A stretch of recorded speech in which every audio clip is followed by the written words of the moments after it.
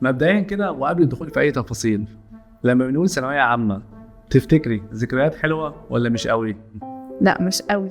احنا طلعت نتيجتنا على الفطار، انت زي ما بيقول الله اكبر النتيجه طلعت. كان في مشكله في السيستم فطلعت برقم انا ما كنتش راضي عليه، كنت جايبه ساعتها 93.7 قعدت اعيط وانهار وما عرفتش افطر ومش عارف ايه.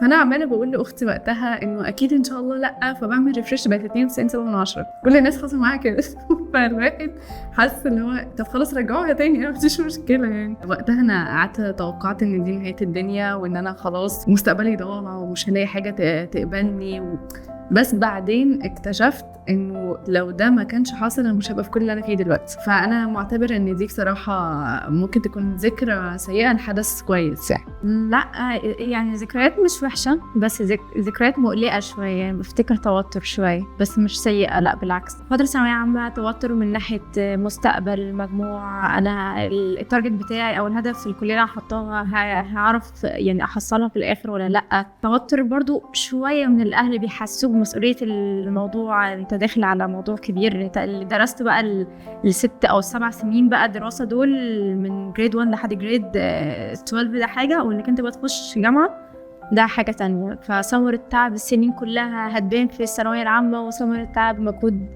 فده كان التوتر عامة مش قوي بصراحة.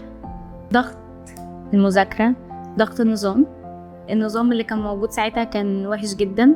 كانت الدنيا مهرجلة وحشة جدا بصراحة. خليط ما بين ان انا كنت مضغوطه ضغطه وحشه قوي.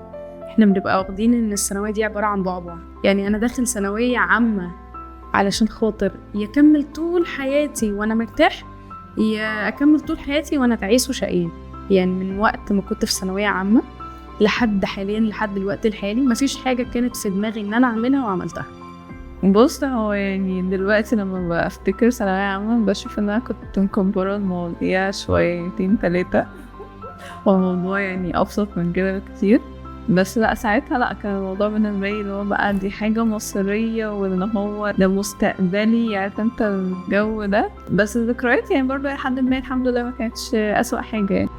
بالنسبه لي انا ثانويه عامه دايما مرتبطه الحمد لله بذكريات كويسه. الحدث ده احنا كمان الاجيال القديمه، فكان بالنسبه لنا موضوع الثانويه العامه واحنا ننتظر النتيجه ده حدث كبير قوي. انا فاكره حتى لو انا مش او حد من اخواتي في الثانويه العامه كانت ماما دايما بتنتظر الاخبار وجه في بالي لما انت اتكلمت دلوقتي الاغنيه عبد الحليم حافظ وحياة قلبي وافراحه، دي اغنيه كانت دايما بنسمعها في الثانويه العامه، وكان حدث كبير. متهيألي ايام الجيل بتاعنا ده كان حدث كبير قوي. ما فيش فرحان في الدنيا زي الفرحان في